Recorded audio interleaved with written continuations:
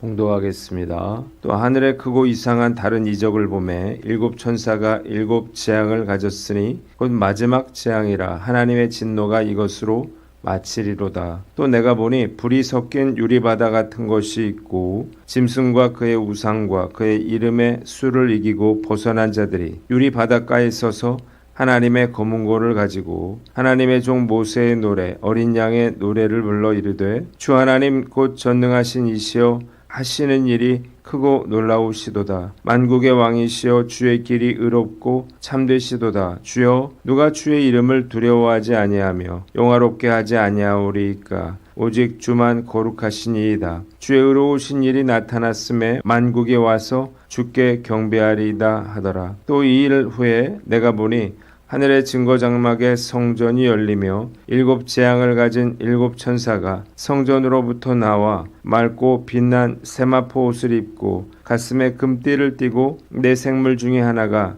영원토록 살아계신 하나님의 진노를 가득히 담은 금대접 일곱을 그 일곱 천사들에게 주니 하나님의 영광과 능력으로 말미암아 성전에 연기가 가득 차매 일곱 천사의 일곱 재앙이 마치기까지는 성전에 능히 들어갈 자가 없더라. 아멘. 오늘은 요한계시록 15장 말씀을 가지고 심판의 서막이라고 하는 제목으로 묵상 나눔하도록 하겠습니다. 요한계시록 15장에는 11장에 일곱째 나팔 재앙인 일곱 대접 재앙이 본격적으로 막 계시되려는 순간 천상에서 일어난 일련의 사건들을 기록하고 있습니다. 첫째로 일곱 천사 일곱 재앙이 1절에 나와 있습니다. 요한은 하늘에서 이적을 보는데 그것은 일곱 천사가 땅 위에 내릴 마지막 일곱 재앙을 가지고 있는 광경이었습니다. 두 번째 2절로 4절에는 성도들의 노래가 나와 있습니다. 또 요한은 불이 섞인 유리바다 같은 것을 보았는데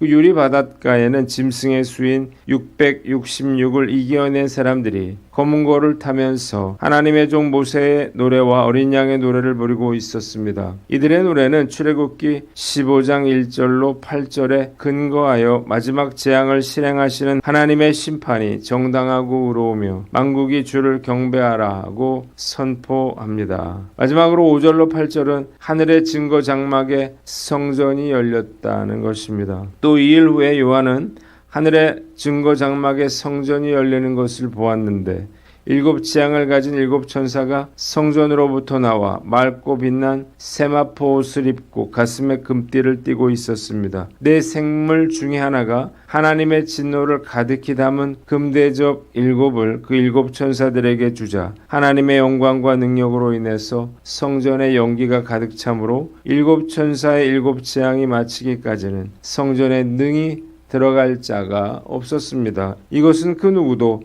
하나님의 심판을 막을 자가 없다는 것을 의미했습니다. 본문이 우리에게 주는 교훈이 있는데 마지막이 있다는 사실을 기억하라는 것입니다. 일곱 인의 재앙과 일곱 나팔 재앙과 달리 일곱 대접 재앙은 마지막 재앙이었습니다. 일곱 대접 재앙이 끝나면 하나님의 진노도 끝날 것입니다. 이것은 더 이상 재앙도 없지만 구원의 기회도 회개의 기회도 없을 것임을 의미하는 것입니다. 일곱 대접 재앙이 임하면 악의 도성인 바벨론은 멸망하고 어린 양의 신부인 예루살렘은 완성될 것입니다. 이 심판은 그 누구도 멈출 수 없는 것이었습니다. 마지막이라고 하는 말은 정말로 무서운 말이죠. 더 이상의 기회가 없다는 것을 의미하는 것입니다. 하나님은 자비 하나님이시지만 자비의 기회도 용서의 기회도 마지막 때가 있다는 사실을 알아야 합니다. 하루에도 저녁이 있고 한 주에도 일요일이 있고 한 달에도 마지막 날이 있고 1년에도 마지막이 있습니다. 모든 것에는 시작과 끝이 있습니다. 학교에 입학을 하면 졸업을 하게 되고 직장 생활도 은퇴를 하게 될 날이 옵니다. 모든 만남에는 이별이 있고 탄생한 모든 생명 역시 죽음에 이르게 됩니다. 그리고 영원히 지속될 것 같은 이 세상도 결국에는 종말의 때가 오게 되는 것입니다. 그런데 놀라운 사실은요, 많은 사람들이 이 당연한 사실을 실감하며 살지 못하고 있다는 것입니다. 계속해서 그 직장을 다닐 거라고 생각하고 마치 자신은 죽지 않을 것처럼 살고 이 세상의 종말은 오지 않을 것이라고 생각합니다. 하지만 내가 실감하지 못한다고 해서 마지막 때가 오지 않는 것은 아닙니다. 모든 것에는 끝이 있다는 사실을 알아야 합니다. 마지막이 있다는 사실을 아는 사람만이 헛된 것에 마음을 빼앗기지 않고 살아갈 수가 있는 것입니다. 제가 어렸을 때 땅 따먹기 노래를 자주 했었습니다. 땅 따먹기는 큰 사각형의 땅을 만들고요. 2명 이상이 작은 귀퉁이의 땅을 차지한 후에 돌을 3번 튕겨 자기 땅을 넓혀가는 놀이입니다. 가장 짜릿한 순간은 손가락을 벌려 한 번에 큰 땅을 차지할 때입니다. 손가락을 크게 벌려서 다른 땅과 닿으면요, 그 안에 속한 모든 땅이 자신의 것이 되는 것입니다. 단번에 땅 부자가 되는 거죠. 그러나 해가 지고 어두워지면 놀이가 끝이 납니다. 집에 돌아가야 할 때가 오는 거예요. 함께 놀던 아이들도 집으로 돌아갑니다. 문제는 차지한 땅이 아까워서 집에 갈 수가 없다는 거예요. 더 늦으면 엄마에게 혼나니까 눈물을 머금고 집에 돌아가게 됩니다. 그토록 애써서 차지한 땅은 아무런 의미도 없게 됩니다. 그런데 놀라운 것은요, 이 땅 따먹기에 교훈이 우리 실생활에 똑같이 적용된다는 것입니다. 많은 사람들이 성공을 원하고 더 큰 집과 더 좋은 자동차를 소유하고 싶어하고 더 많은 땅을 소유하고 싶어합니다. 그런데 그가 아무리 많은 성공을 거두고 아무리 많은 소유와 땅을 차지한다 하더라도 인생의 밤이 오면요, 다 놓고 떠나야 하는 것입니다. 죽음 앞에 서면 아무런 의미도 없어지는 거예요. 그것이 바로 우리네 인생인 것입니다. 버킷리스트라고 하는 영화가 있습니다. 잭 니콜슨과 모건 프리만이 주연을 맡은 영화예요. 45년 동안 가난하지만 성실하게 자동차 정비공으로 일해온 모건 프리만은 어느 날 불치병으로 인해 한 병원에 입원을 하게 됩니다. 그런데 그가 입원한 병실에 병원의 오너이자 제멋대로의 성격을 가진 잭 니콜슨이 시한부 판정을 받고 카터와 같은 병실을 쓰게 됩니다. 왜 병원의 소유주가 2인실에 입원을 했을까요? 그가 건강했을 때 단 한 명의 예외 없이 2인 1실을 써야 한다고 직원들에게 강력하게 지시했기 때문이에요. 에드워드는 처음엔 카터를 불편해했지만 똑같이 시한부 인생을 살게 된 둘은 심심한 병실에서 이런저런 이야기를 하면서 서로 친해지게 됩니다. 카터는 병상에서 46년 전 대학생 시절 철학 교수가 죽기 전에 꼭 하고 싶은 일, 보고 싶은 것들을 적은 버킷리스트를 만들라고 했던 일을 떠올리고 버킷리스트를 작성해보지만 이제 이 소망들을 이루기에는 너무 늦었다는 것을 깨닫습니다. 그런데 에드워드는 이 카터가 썼던 버킷리스트를 발견하고 카터에게 직접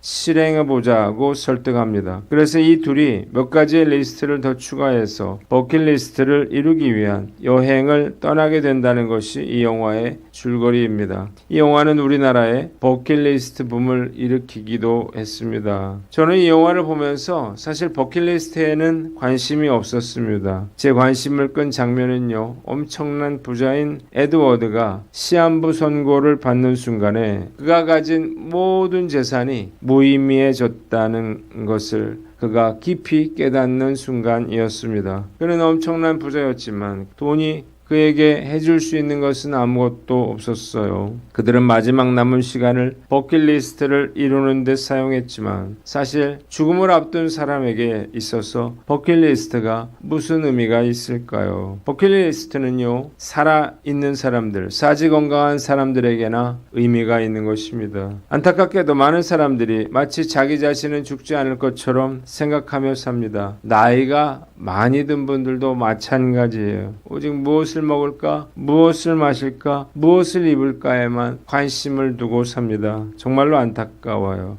인생은 짧고 마지막 때가 가까워 오고 있습니다.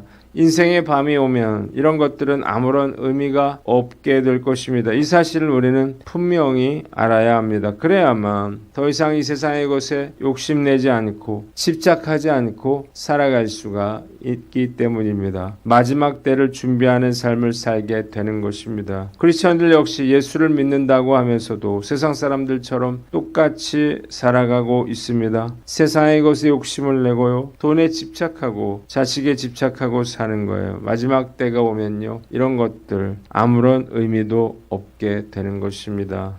마지막 때가 가깝다는 사실을 인식하며 사시기를 바랍니다. 하루라도 이것을 빨리 깨달아야만 우리의 삶의 자세와 목적이 달라지게 되는 것입니다. 우리의 인생의 마지막 때가, 세상의 마지막 때가 점점 가까이 오고 있습니다. 저는 이 사실을 잘 알고 있습니다. 이룬 것도 없고 가진 것도 없어서일까? 세상 것에 대한 집착은 그리 많지 않습니다. 난 어떤가? 스스로를 살펴보고 마지막이 가까움을 알고 끝까지 세상의 것에 집착하지 않고 살아가는 저와 여러분들 되시기를 바랍니다. 두 번째, 즉시 회개하고 돌이키라는 것입니다.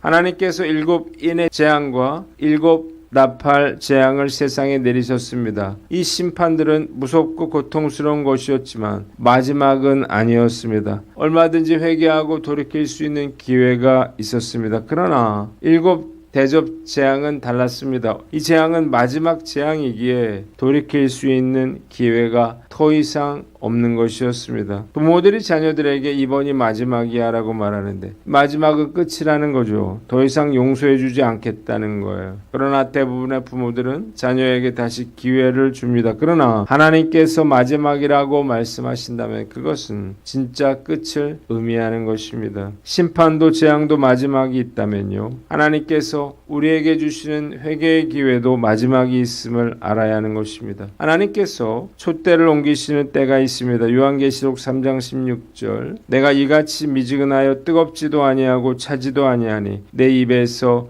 너를 토하여 버리리라고 말씀하셨습니다. 우리는 늘 마음속에 하나님이 용서해 주시겠지, 참아 주시겠지, 다시 한번 기회를 주시겠지라고 생각하는 경우가 많습니다. 이스라엘 백성들이 그랬어요. 죄악과 불순종한 가운데 있으면서도 자신들은 하나님께서 선택하신 백성이기 때문에 하나님께서 그들을 심판하실 리가 없다고 착각했습니다. 그러나 진짜 마지막 때가 왔고 그들은 모든 것을 잃고 말았습니다. 말씀 앞에서 오늘 내가 돌이켜야 할 것은 무엇이며 오늘 깨달아야 할 주님의 말씀은 무엇인지를 생각해 봅니다. 아무리 노력해도 온전한 순종이 어려워요. 잘 나가다가도 어느 순간 한 번에 무너져 내립니다. 오래 참으시는 주님께서 늘 다시 기회를 주시지만 이런 용서가요 결코 무한정 계속되지는 않을 것입니다. 오늘 나는 어떤가 살펴보고 때가 지나면 다시 돌이킬 수 없다는 사실을 알고 즉시 회개하고 돌이키는 저와 여러분들 되시기를 바랍니다.